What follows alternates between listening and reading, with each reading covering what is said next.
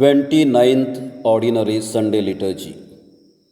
General Introduction.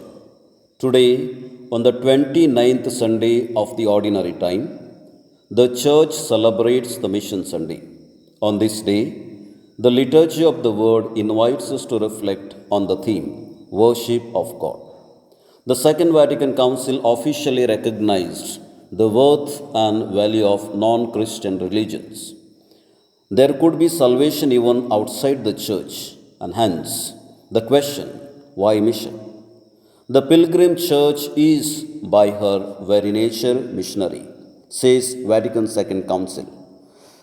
Jesus' command to go out and preach is abiding and should be continued unto the end of time. And he assures us of his guidance. I am with you always to the end of time. We are gathered here together as a missionary community. We believe in Jesus and his gospel. Our faith is empty if it is not missionary. The church cannot exist and grow without being missionary. Let us ask during this Eucharistic celebration for the grace to be real missionaries for the Lord. Introduction to the first reading. Today's reading brings to our mind the call of Cyrus, the deliverer of God's people from captivity. God calls man to cooperate with him in the mission of human deliverance. Introduction to the second reading. The community of Thessalonian is dear to the Lord because they respond to God's work preached by Paul.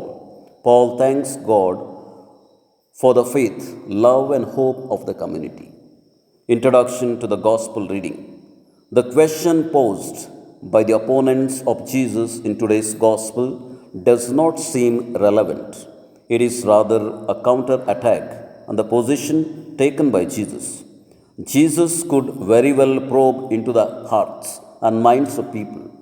He was therefore able to teach those self-styled leaders of the people a lesson.